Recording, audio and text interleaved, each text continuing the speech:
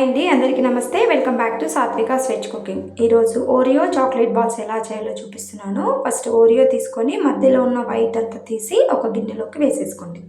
ఇప్పుడు ఇది మిక్సీకి పట్టేసుకొని ఒక బౌల్లోకి వేసాక దీనిలోకి కొన్ని పాలు వేసేసుకుంటూ చపాతీ పిండిలాగా కలిపేసుకోండి. సాఫ్ట్గా రావాలి ఇది అనేది. ఈ విధంగా కలిపాక హ్యాండ్స్లోకి తీసి ఒక్కసారి బౌల్స్ చుట్టేయండి ఇలా. ఇప్పుడు మనము కొన్ని పల్లీలు కూడా ఫ్రై చేసేసుకొని గిన్నెలోకి వేసేసుకోండి మిక్సీకి పట్టి.